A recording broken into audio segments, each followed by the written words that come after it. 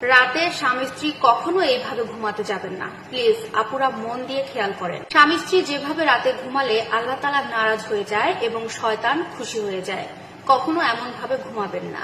আপনারা স্বামী স্ত্রী যদি এইভাবে রাতে ঘুমান তাহলে আপনাদের সংসারে অভাব অনটন দারিদ্রতার কোনো অভাব হবে না। সবসময় আপনাদের পেছনে অভাব অনটন এগুলো লেগেই থাকবে, আর সংসারে অশান্তির কোনো শেষ থাকবে না। আর পাশাপাশি স্বামী নামের যে মানুষটা, ওই মানুষটা এই সংসার জীবনে থাকাকালীন এতটুকু উন্নতি তার সংসারে, তার কর্মজীবনে, তার ব্যক্তিগত জীবনে কিছুই করতে পারবে না। চিন্তা, পেরেশানি, হয়রানি একদম আঠার মতো লেগে থাকবে তার সাথে। আমাদের এই সমাজে কিন্তু এমন স্ত্রী অনেক আছে যে স্ত্রীগুলো তার স্বামী কিসে ভালো থাকে, তার স্বামীর কিসে চাহিদা বেশি, এগুলোর কোনো দিকে খেয়ালই রাখে না তারা।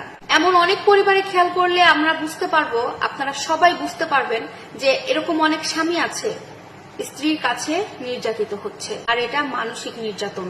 কিন্তু দুঃখের কথা কি জানেন, এই পুরুষ মানুষ তাদের বুকের ভিতরে যে চাপা কষ্ট, তাদের কষ্টের কথা, তাদের দুঃখের কথা, তাদের পেরেশানির কথা কারোর সাথে শেয়ার করতে পারে না, কাউকে বলতে পারে না। অথচ কথা ছিল তো ভিন্ন।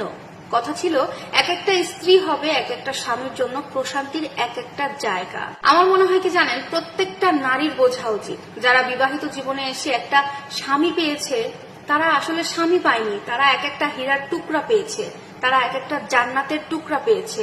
কিন্তু অধিকাংশ নারী কি করে, তারা তাদের স্বামীকে ডমিনেটিং করে, তারা তাদের স্বামীকে ছোট করার চেষ্টা করে, অপমান করে কথা বলে, স্বামীকে এতটুকু মূল্যায়ন করে না। আমাদের হাদিসে কিন্তু এই স্বামী স্ত্রীর ঘুমানোর ব্যাপারে অনেক কঠিন একটা নিষেধাজ্ঞা জারি করা আছে। এই বিষয়ে বিস্তারিত আলোচনা করা আছে হাদিসে।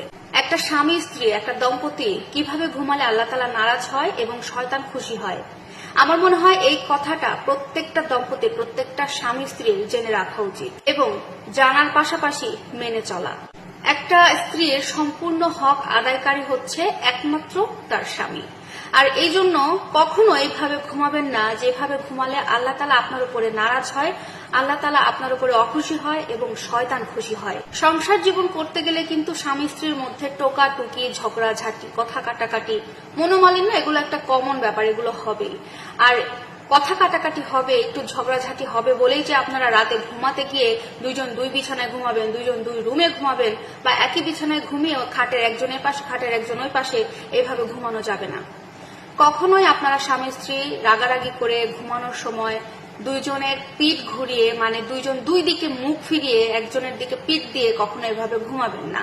এক কথায় একে অপরের উল্টো দিক হয়ে কখনো রাতে ঘুমাবেন না। এভাবে ঘুমালে আল্লাহ তাআলা নারাজ হয় এবং শয়তান খুশি হয়। যে নারী তার স্বামীর উপরে রাগ করে স্বামীর দিকে উল্টো ঘুরে ঘুমায় রাতে, ওই নারীর উপরে যতক্ষণ ওইভাবে ঘুমাবে, স্বামীর থেকে উল্টো হয়ে যতক্ষণ ঘুমাবে একটা নারী, আল্লাহ তাআলার ফেরেশতারা ততক্ষণ ওই নারীর উপরে লানত করতে থাকে।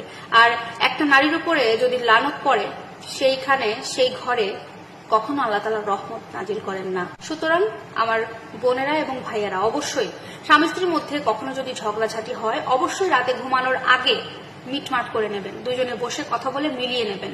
কখনো রাতে উল্টো পাশ ঘুরে ঘুমাবেন না। আশা করছি ভিডিওটি প্রত্যেকটা দম্পতির জন্য উপকারী হবে। আল্লাহ হাফেজ।